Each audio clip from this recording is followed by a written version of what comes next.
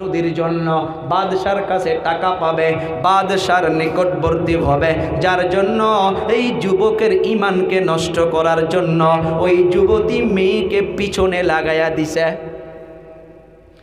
এই যুবক সুন্দর করে ঘরের মাধ্যমে নামাজ পড়ে কান্নাকাটি করে, আর এই যুবতী মেয়েটা ওই রুমের মাধ্যমে প্রবেশ করে আর ডাকে, আমার দিকে তাকাও।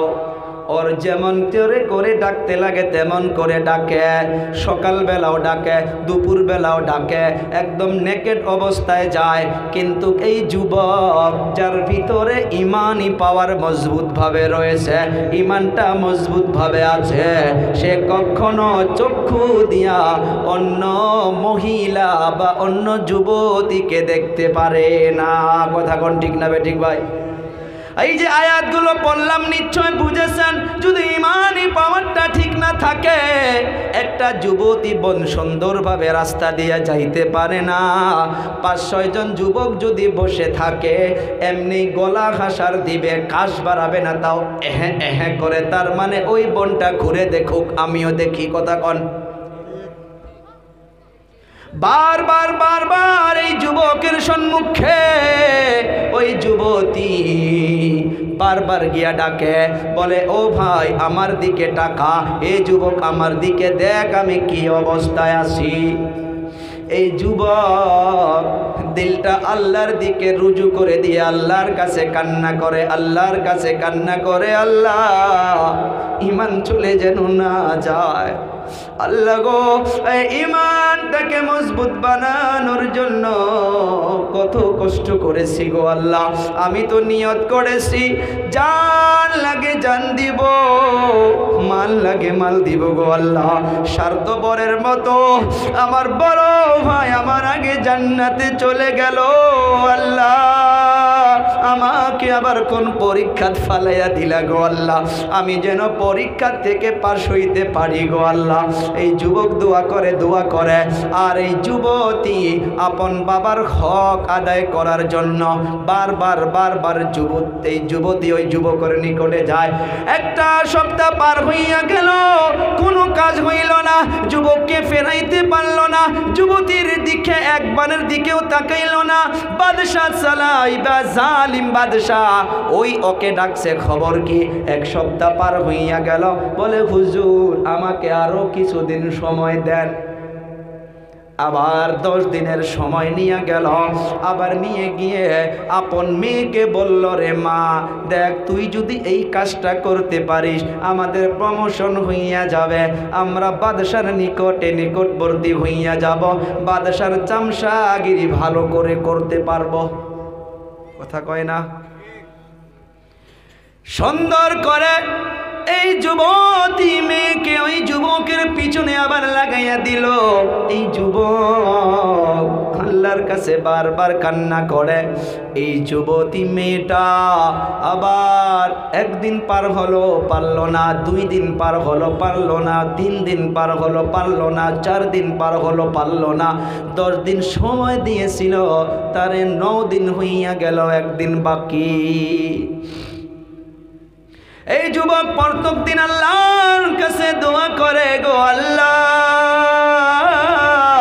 ঈমানটা যেন নষ্ট না হয়, এই ঈমানটার এত বড় পাওয়ার, ও আল্লাহ আমার ঈমান যেন ধ্বংস না হয়।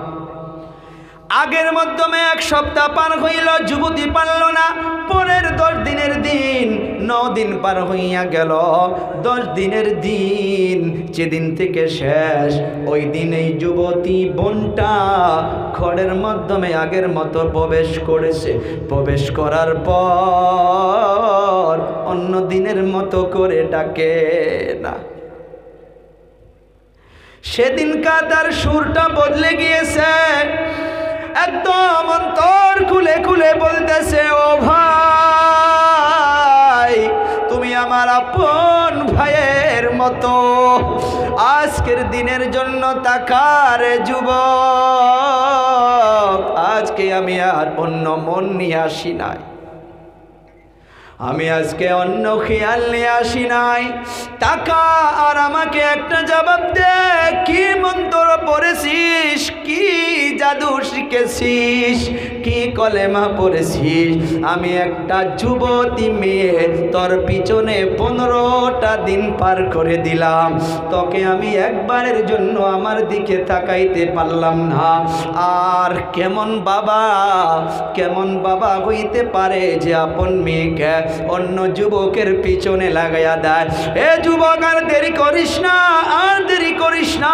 আমি আজকে আর খারাপ মন নিয়ে আসি নাই, ফিরে দেখ, আমার দিকে তাকা, আর দেরি করিস না।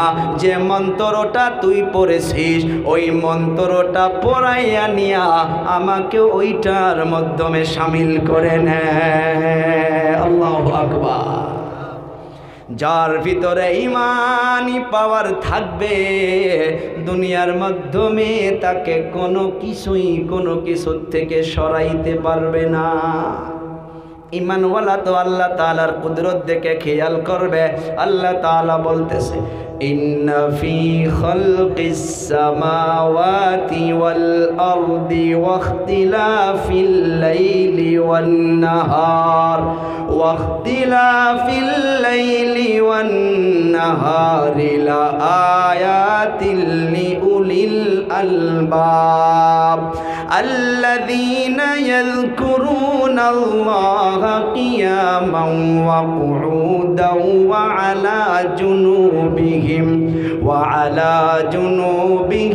ওয়া ইয়াতাফাক্কারুনা ফি খালকিস সামাওয়াতি ওয়াল আরদ রব্বানা মা খালাকতা হাযা বাতিলা সুবহানাকা ফাকিনা আযাবান নার। জিকার মেরে বলি না আল্লাহু আকবার।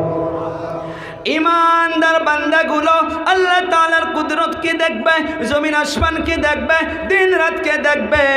এগুলো দেখে দেখে দেখে দেখে যাদের ভিতরে বিবেক আছে, যাদের ভিতরে দিমাগ আছে, উলিল আলবাব, তারা এগুলো জিনিসকে খেয়াল করে করে মহান আল্লাহকে চিনতে পারবে।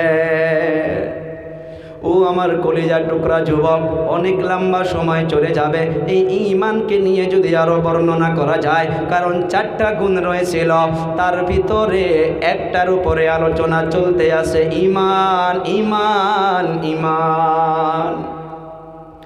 হাকিমুল উম্মাত হযরত মাওলানা আশরাফ আলী থানভী রাহমাতুল্লাহি আলাইহি, ওনাকে একজন প্রশ্ন করল যে দুনিয়ার মাধ্যমে অনেক মানুষ অনেক নেকির কাম করে, অনেক ভালো ভালো কাজ করে, কর্ম করে। যুবকগুলো আসি তো না ভাই? সবাই একটা তাকবীর দেই তো, হাতটা উঁচু করে ভাই, নারে তাকবীর।